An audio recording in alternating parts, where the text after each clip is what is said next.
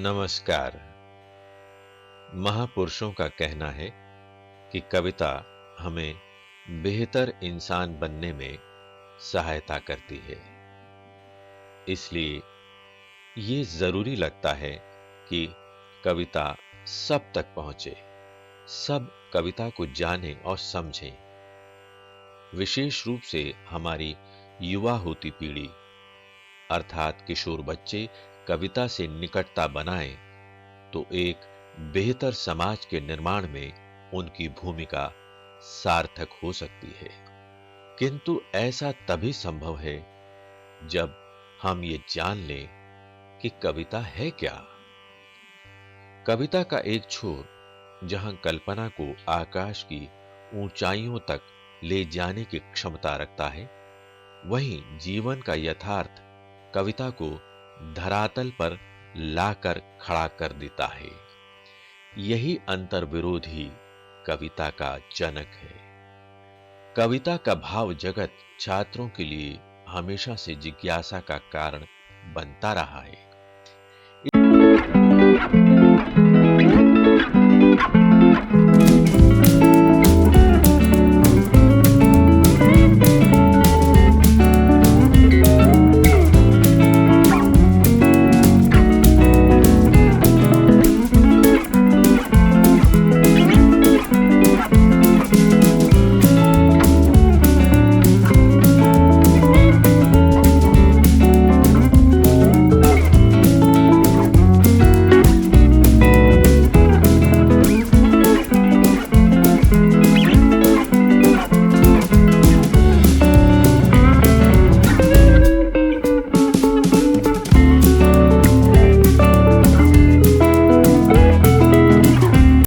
Company बाग के मुहाने पर धर रखी गई है यह 1857 की तोप। इसकी होती है बड़ी संभाल, विरासत में मिले कंपनी बाग की तरह साल में चमकाई जाती है 2 बार।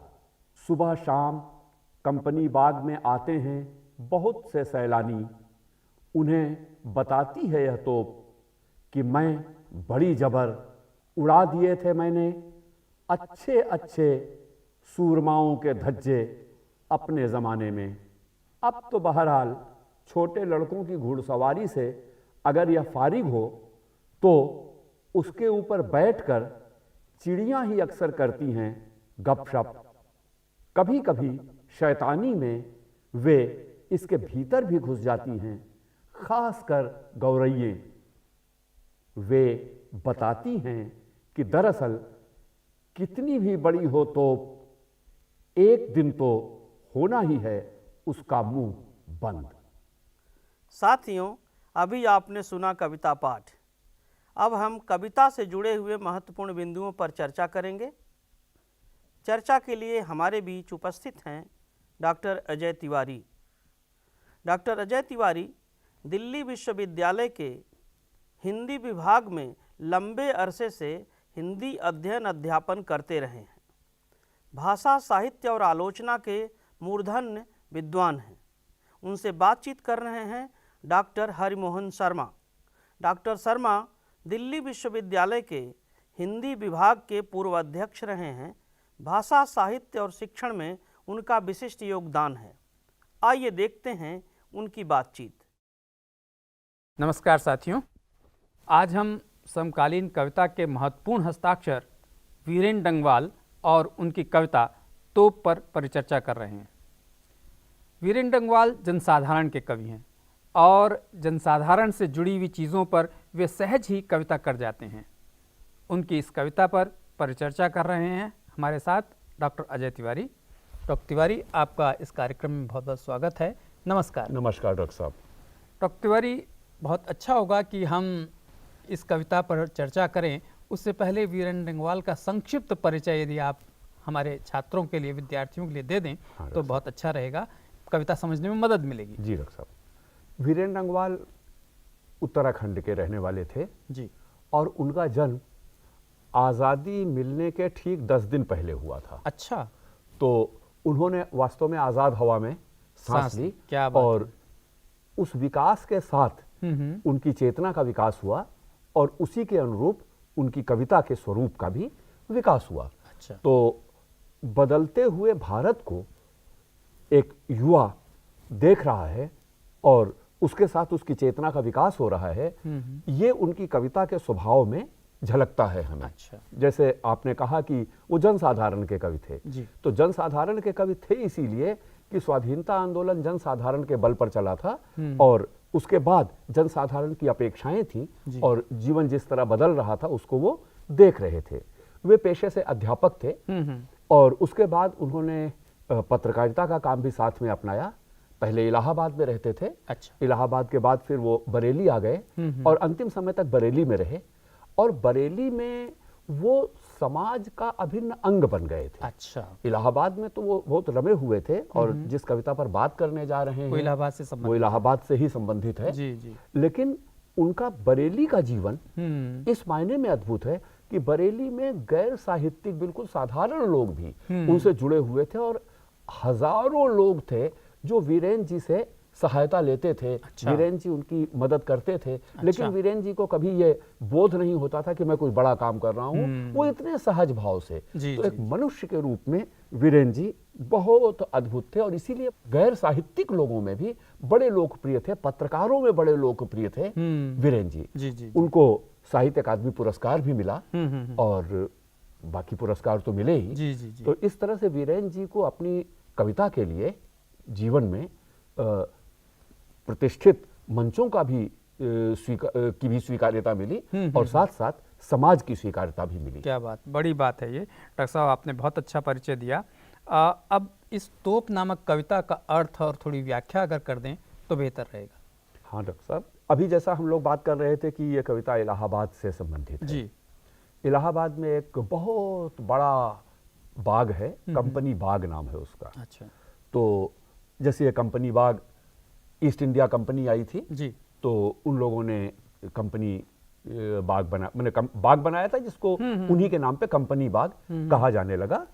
तो उस आज़ादी के बाद उस बाग के गेट पर, दरवाजे पर एक तोप रखी हुई है। अच्छा। ये तोप 1857 की स्मृतियों से जुड़ी हुई तोप है। तो उस समय अंग्रेजों ने भारतीय स्वतंत्रता आंदोलन का दमन किया था और उस दमन के लिए एक साधन तोप था। तो वो तोप है जो कंपनी बाग के मुहाने पर रखी हुई है। और खास बात यह है कि ये कवि आजादी के कई दशक बाद जी आजादी की पहली लड़ाई में इस्तेमाल की गई तोप का स्मरण कर रहा है। अच्छा। और इस तरह यह तोप स्मृतियों के कुछ विशेष तरह के प्रसंग जी जगाता है।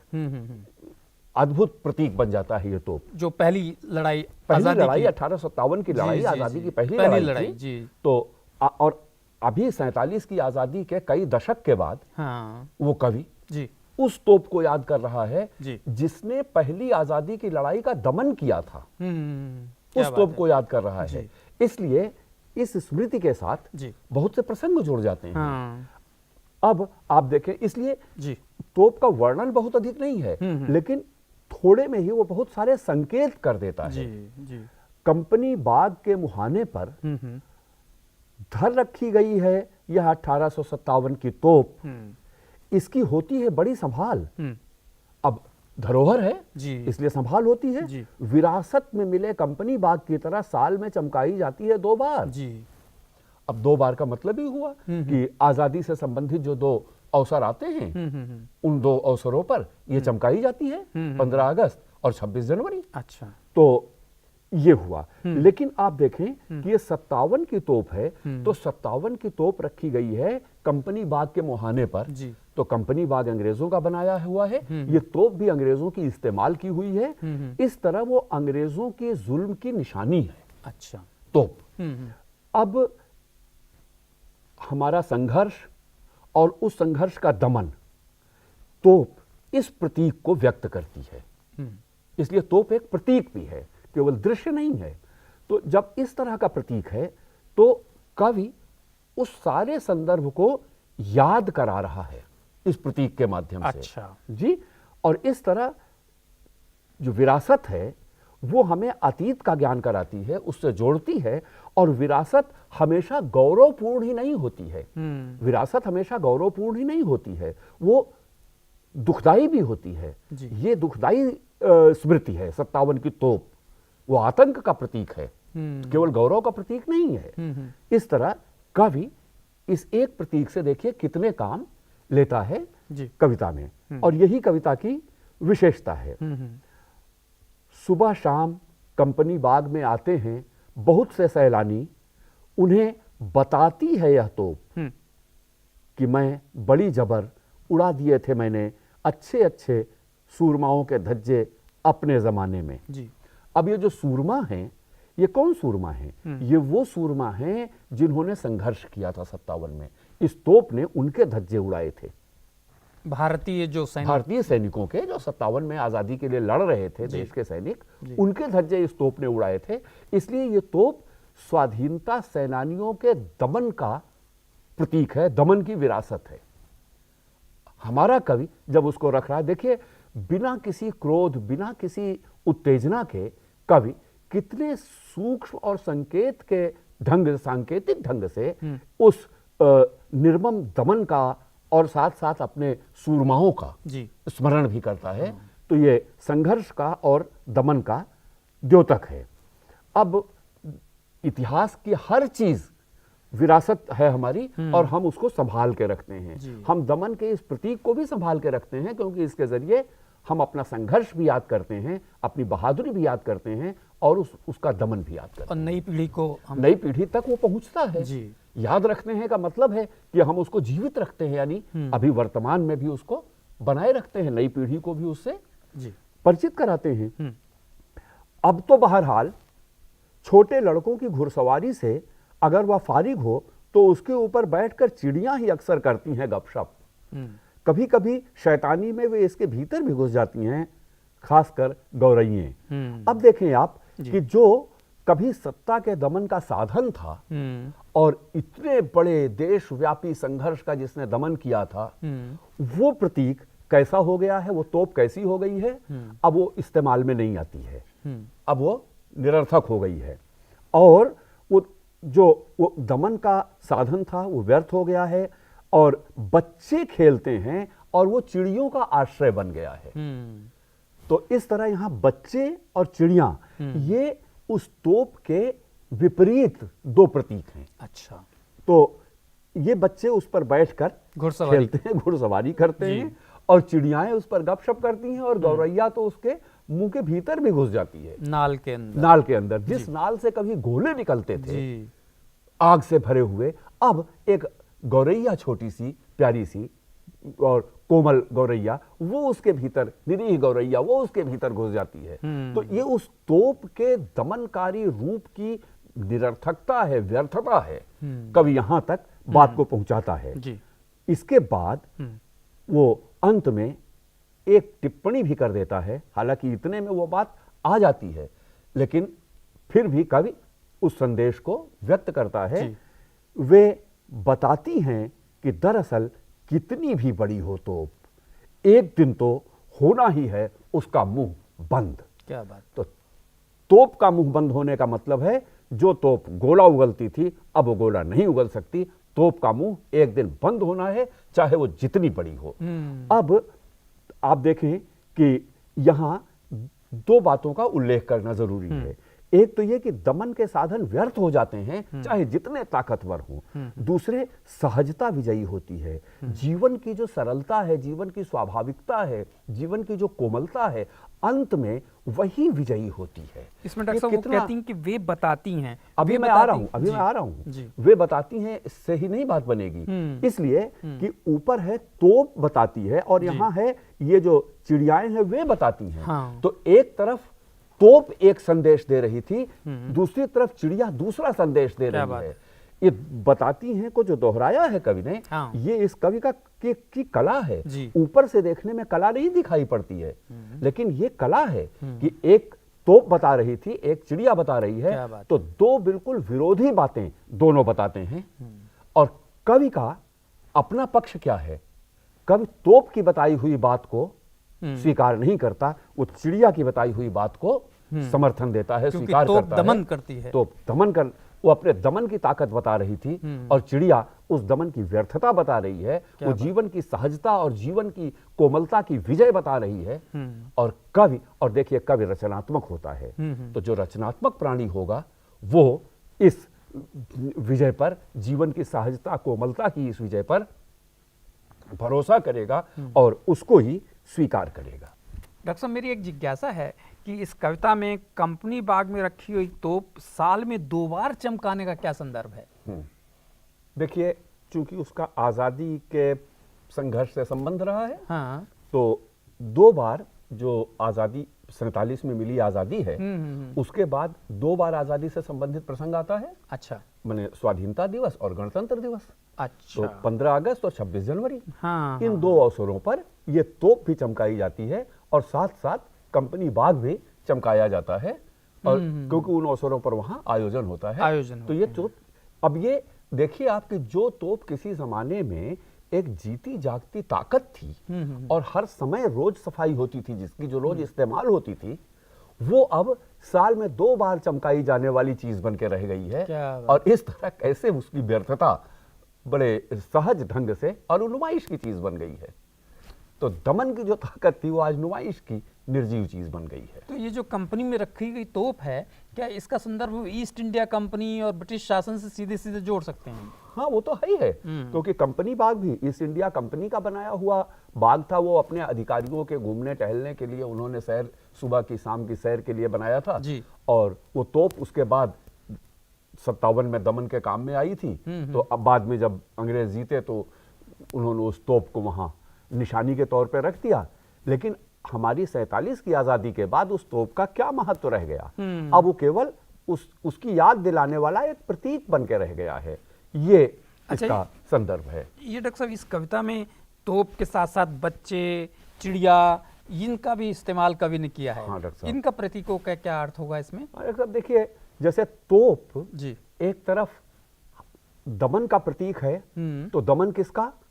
हमारे स्वतंत्रता सेनानियों का, जो 1857 में आजादी के लिए लड़ रहे थे जी। तो हमारे संघर्ष का और साथ साथ अंग्रेजों के दमन का पता देती थी। ऐसे ही ये जो बच्चे हैं उस तोप पर घुड़सवारी कर रहे हैं। हाँ। चिड़ियाएं हैं उस तोप के मुंह पे बैठी हुई हैं। अब अगर तोप इस्तेमाल हो रही होती तो यह नहीं होता ना। तो और बच्चे निरीह होते हैं, निश्चल होते हैं। चिड़िया भी प्रकृति का एक बड़ा कोमल सा छोटा सा जीव है। तो आप देखिए कि जो निरीह, कोमल, स्वाभाविक, ऐसे मतलब सुंदर प्राणी हैं, सुंदर चीजें हैं, ये अब उस पर हावी हो गई हैं। तो दमन की ताकत का प्रतीक अगर तोप थी, तो जीवन की सहजता, निश्चलता, कोमलता, स्वाभाविकता के प्रतीक ये बच्चे और चिड़िया हैं। और इस तरह कवि 2 तरह के प्रतीक इसमें इस्तेमाल करता है। प्रतीक तो कला होती है। और इसीलिए आप देखें कि पहले तोप बताती थी, अब बच्चे और चिड़िया बताते हैं। इस तरह 2 प्रतीक हैं, दोनों अपनी अपनी बात कहते हैं। अच्छा, इस कविता का संक्षेप में मूल संदेश और बता दें। जी डॉक्टर साहब, इसका मूल संदेश तो जैसा कि स्पष्ट है कि दमन चाहे जितना सशक्त हो, अंत में वो व्यर्थ हो जाता है और जीवन अपनी सहजता को फिर से पा लेता है। और अंत में जीवन ही विजयी होता है, जीवन की सहजता ही विजयी होती है। दमनकारी सत्ता और दमनकारी शक्तियां अंत में पराजित होती हैं। तो ये इसका मूल सत्य है और पूरी कविता इसी तथ्य को सामने रखती है। और इस कविता के प्रसंग में नागार्जुन की एक बड़ी प्रसिद्ध कविता याद आती है, शासन की बंदूक, जिसमें है ना कि खड़ी हो गई चाँप कर कंकालों की हूक, नभ में विपुल विराट सी शासन की बंदूक। यहाँ तोप है, वहां बंदूक थी, वो पहले की कविता है। तो कंकालों की हूक को चाँप के एक शासन की बंदूक खड़ी हो गई है, वो भी दमन का प्रतीक है। लेकिन अंत आते आते क्या कहता है? जली ठूंठ पर बैठकर गई कोकिला कूक, बाल न बांका कर सकी शासन की बंदूक। क्या बात। तो दमन से जब ठूंठ भी जल के पेड़ ठूंठ हो गए हैं, हरे पेड़, इतना दमन हुआ है। और उस दमन के बाद जहां ठूंठ हो गया है जल के पेड़, उस ठूंठ पे एक चिड़िया बैठी, कोयल, और कोयल कूक गई और शासन की वो बंदूक उस कोयल का बाल बांका नहीं कर सकी। क्या बात तो है। दमन की व्यर्थता कवियों ने बार बार दिखाई है। वीरेन डंगवाल हिंदी काव्य परंपरा की उस धरोहर से अपने को जोड़ते हैं। क्या बात है। ये उनकी बड़ी ताकत है। डॉक्टर साहब, आपने इस कविता के कठिन बिंदुओं को बहुत सरल तरीके से यहाँ प्रस्तुत किया है, समझाया है। इससे हमारे विद्यार्थियों को निश्चय ही बहुत लाभ होगा। आपका बहुत बहुत धन्यवाद। धन्यवाद डॉक्टर साहब। नमस्कार। नमस्कार। साथियों, अभी डॉक्टर अजय तिवारी ने महत्वपूर्ण समकालीन कवि वीरेन डंगवाल और उनकी कविता तोप से जुड़े हुए जिन महत्वपूर्ण बिंदुओं पर प्रकाश डाला है, वह हमारे विद्यार्थियों के लिए न केवल ज्ञानवर्धक और उपयोगी है, बल्कि कविता संबंधी उनकी समझ को नए आयाम और विस्तार प्रदान करता है। फिर भी आप लोगों के मन में कोई प्रश्न, कोई जिज्ञासा हो तो आप अपने साथियों और अपने शिक्षक शिक्षिकाओं से चर्चा करें। अध्यापक बंधुओं से विशेष अनुरोध है कि पाठ पढ़ाते समय विद्यार्थियों में कविता के प्रति प्रश्नाकुलता पैदा करें, प्रश्न पूछने की प्रेरणा पैदा करें, साथ ही चर्चा परिचर्चा करते हुए उनका समाधान भी प्रस्तुत करें। संभव हो तो हमें भी पत्र लिखें।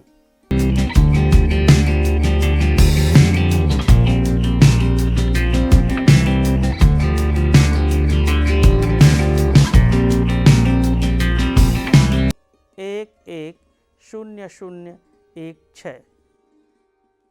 साथियों, अब हमारा कार्यक्रम यहीं संपन्न होता है। अगले कार्यक्रम में हम एक अन्य कवि और उनकी कविता के साथ फिर प्रस्तुत होंगे। तब तक के लिए हमें आज्ञा दीजिए।